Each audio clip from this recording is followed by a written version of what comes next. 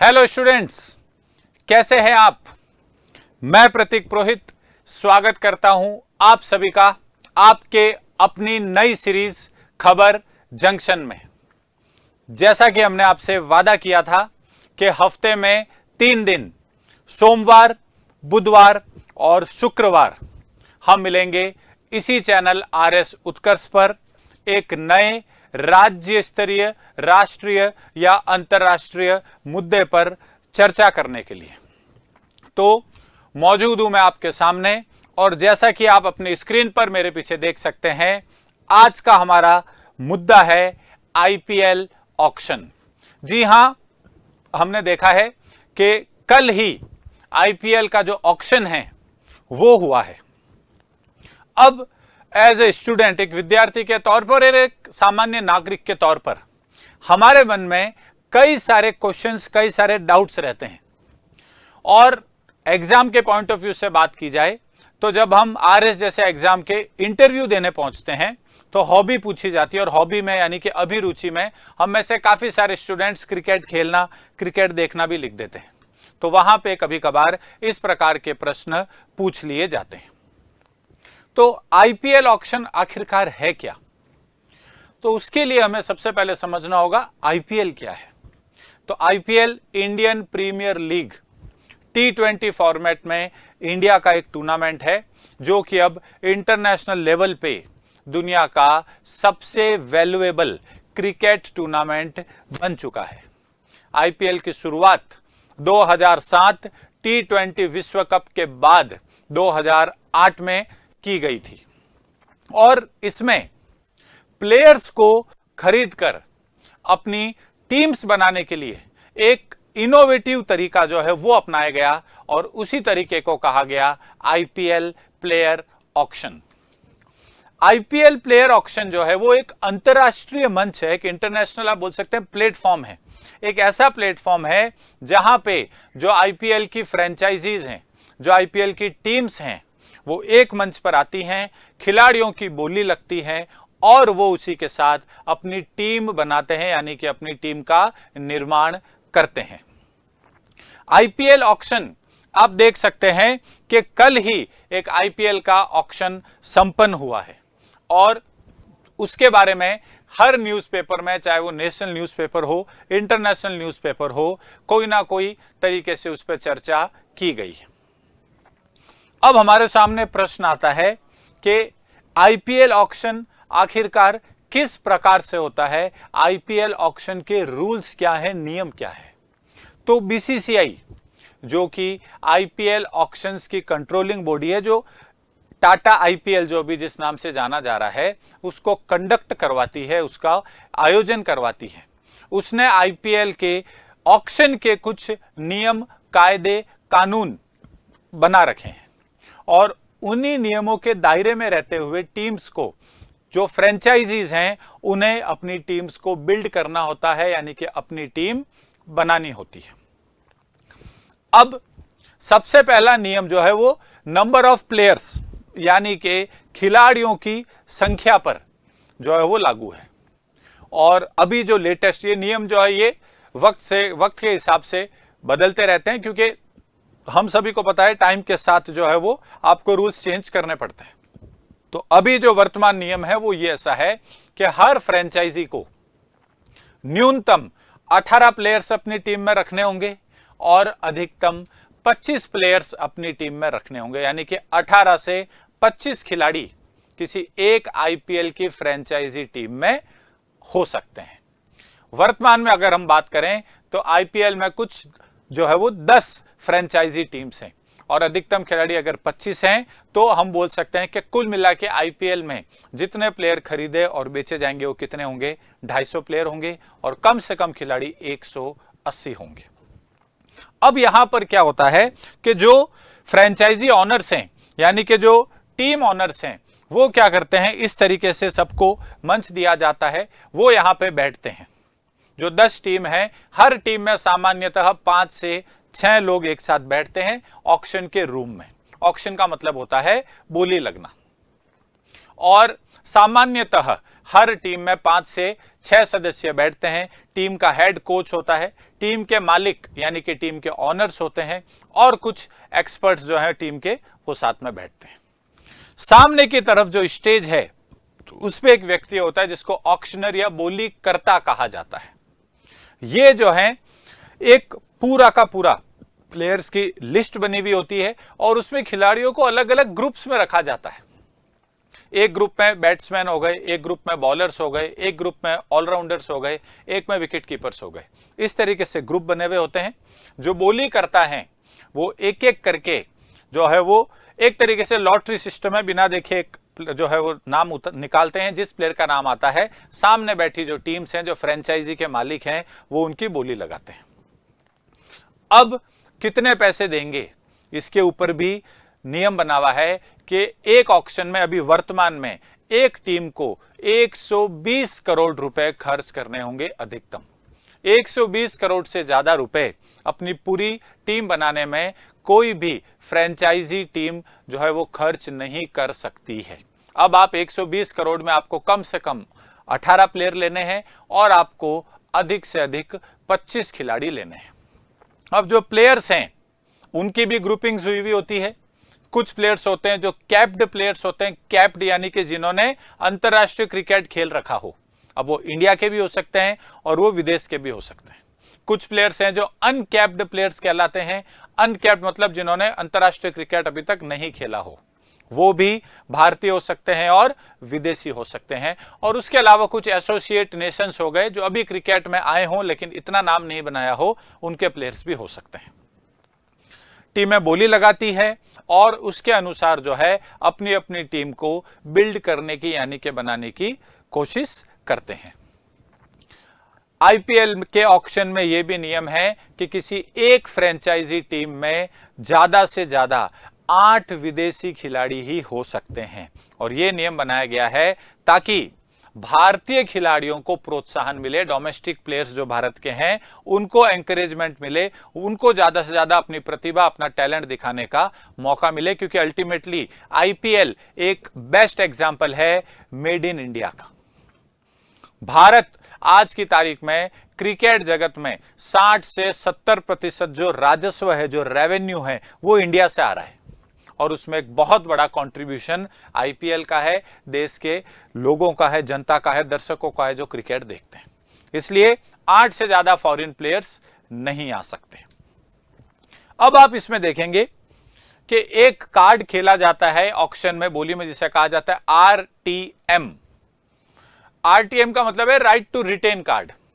अब इसमें क्या होता है, कोई किसी टीम में कोई पहले प्लेयर था, वो उसको बोली वाले जो एक तरीके से जो ऑक्शन होता है उसमें नहीं रखना चाहते कि हम इस प्लेयर को ऑक्शन में लाना ही नहीं चाहते हैं, हम इसे ऑलरेडी हमारे पास ही रखेंगे। तो इस पे भी नियम है, आप अधिकतम 5 खिलाड़ियों को आरटीएम यानी कि अपने पास ऑलरेडी रख सकते हैं, उन पे कोई बोली नहीं लगेगी, वो आपकी टीम में ही रहेंगे।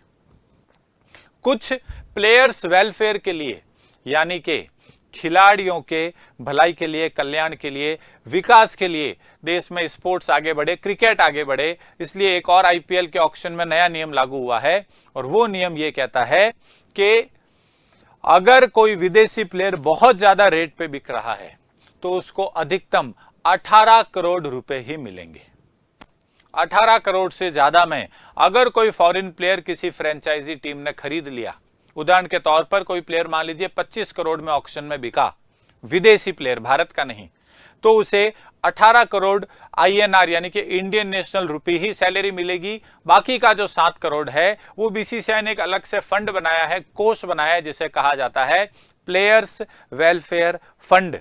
वो पैसा उसमें जाएगा और ये भारत में खेल के विकास के लिए, खिलाड़ियों के विकास के लिए, क्रिकेट की फैसिलिटीज हों, चाहे वो ग्राउंड्स बनाने हो, प्लेयर्स का जो है डोमेस्टिक जो खिलाड़ी हैं उनका विकास करना हो, उसके लिए खर्च होगा। अब ऐसा नहीं है कि किसी खिलाड़ी का नाम निकला और किसी टीम ने उसके लिए बोली नहीं लगाई तो वो नहीं बिकेगा। उसके बाद एक और बार मौका दिया जाता है जिसे कहा जाता है एक्सीलरेटेड राउंड। एक्सिलरेटेड का मतलब, राउंड का मतलब क्या होता है कि फटाफट बोली लगती है। सारे जो फ्रेंचाइजी ऑनर्स हैं उनको खिलाड़ियों के नाम की लिस्ट दे दी जाती है। इस प्रकार से आप देख सकते हैं ऑक्शन कंडक्ट होता है, उनको प्लेयर्स के नाम की लिस्ट दे दी जाती है जो नहीं बिके थे पहले राउंड में, और फिर फटाफट अगर कोई प्लेयर उन्हें खरीदना चाहे, कोई टीम उन्हें खरीदना चाहे तो वो उन्हें खरीद सकते हैं। अब प्रश्न आता है, ये तो आईपीएल के ऑक्शन के बेसिक नियम है। अगला प्रश्न ये है कि आईपीएल के ऑक्शन होते कितने प्रकार के हैं आखिर। तो देखिए, कल जो आईपीएल का ऑक्शन हुआ था वो आईपीएल का मेगा ऑक्शन नहीं था, वो आईपीएल का मिनी ऑक्शन था।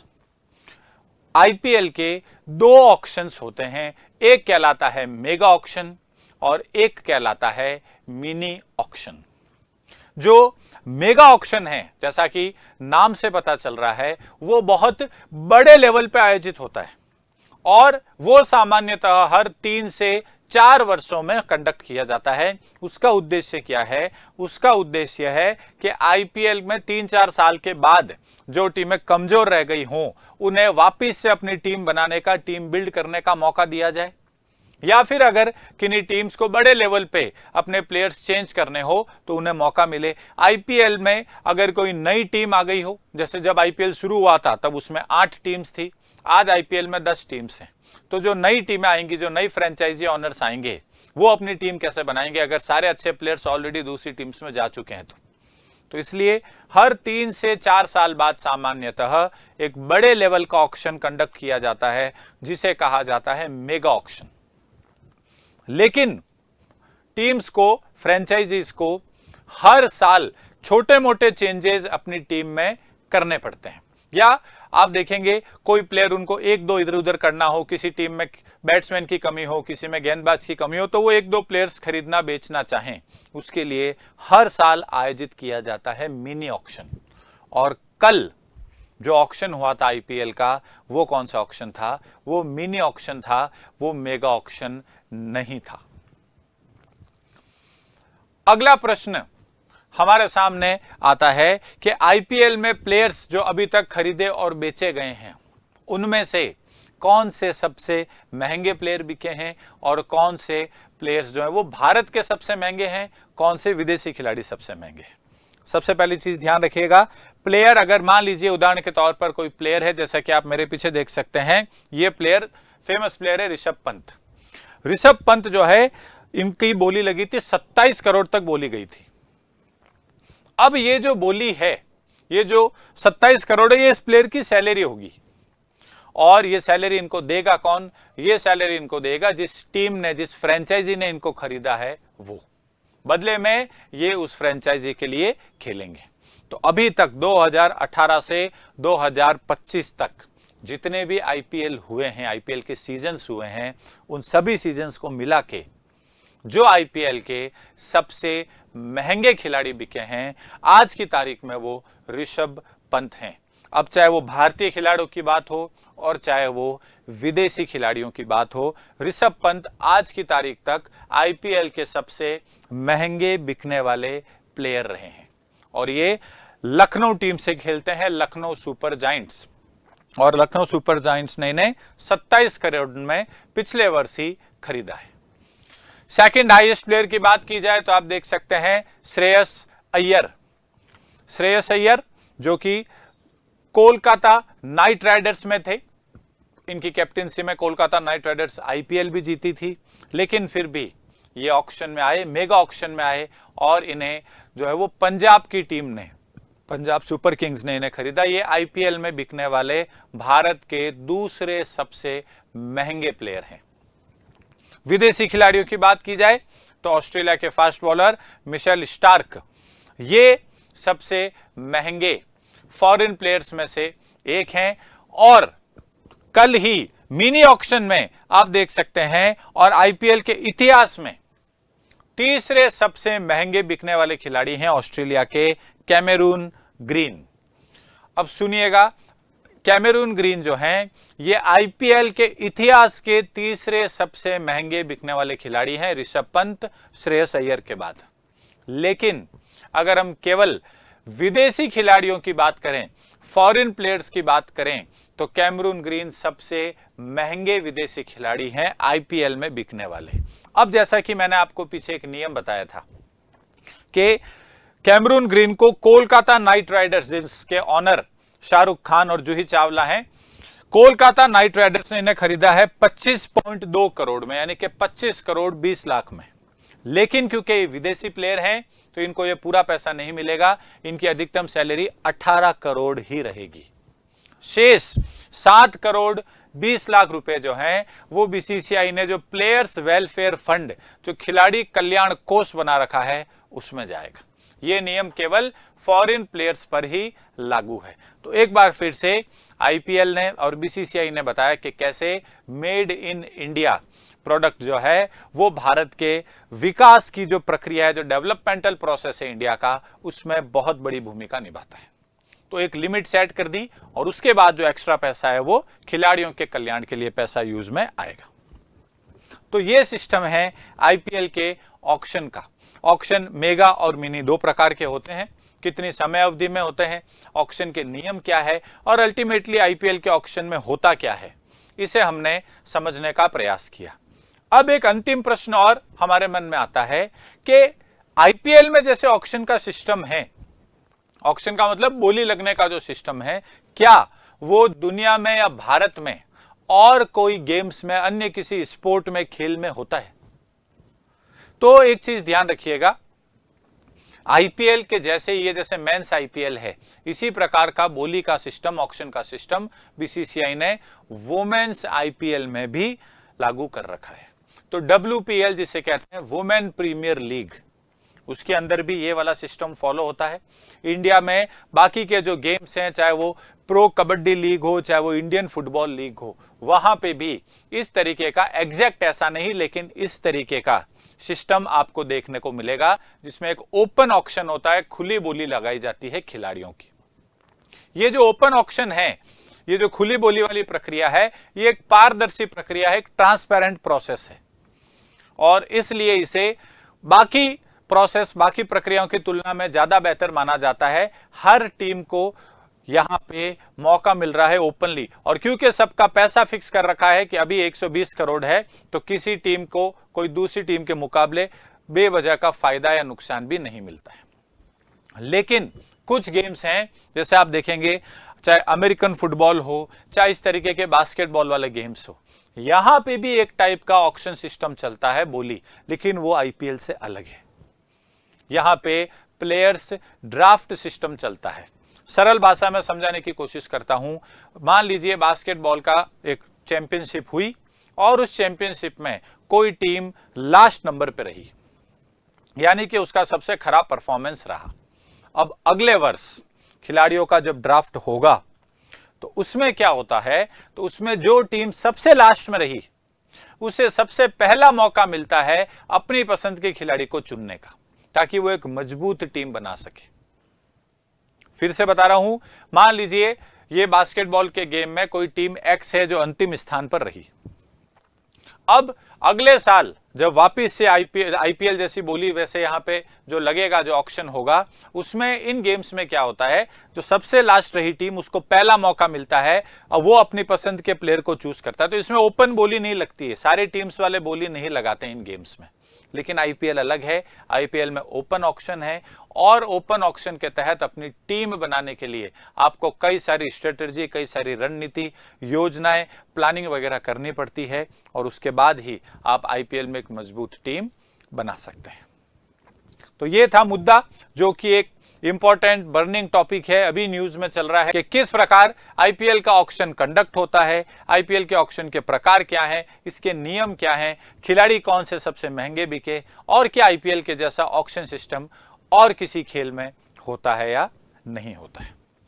मिलेंगे 2 दिन बाद किसी अन्य महत्वपूर्ण मुद्दे के साथ और कोशिश करेंगे उसे सरल आसान भाषा में समझने की।